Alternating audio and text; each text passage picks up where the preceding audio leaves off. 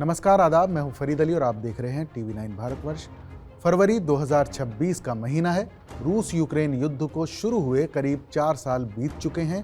इन 4 सालों में मिसाइलें चली, शहर तबाह हुए, लेकिन क्या आप जानते हैं कि एक वक्त ऐसा भी आया था जब पूरी दुनिया परमाणु विनाश की कगार पर खड़ी थी।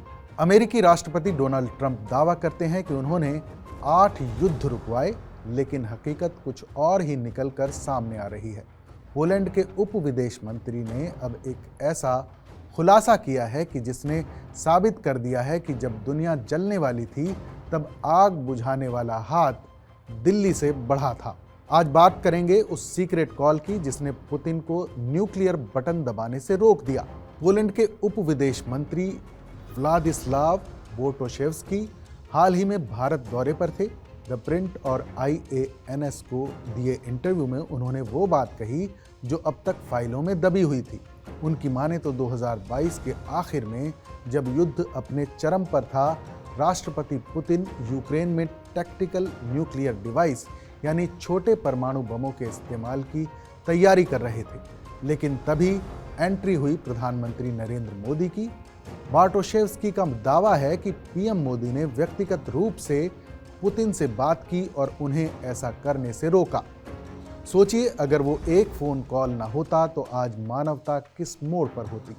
ये मोदी पुतिन की उस अटूट दोस्ती का नतीजा था, जहां मोदी ने बिना किसी लाग लपेट के कहा था, ये बुद्ध का समय है, युद्ध का नहीं। अब ज़रा तुलना कीजिए। एक तरफ प्रेसिडेंट डोनाल्ड ट्रंप हैं जो सोशल मीडिया पर शेखी बघारते हैं कि वो जब चाहें जंग रुकवा सकते हैं।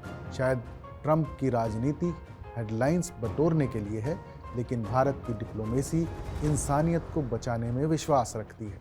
विदेश मंत्री S जयशंकर ने भी हाल ही में इशारा किया था कि युद्ध रुकवाने की कोशिश में भारत ने जो पर्दे के पीछे काम किया, उसमें PM मोदी की भूमिका सबसे अहम रही।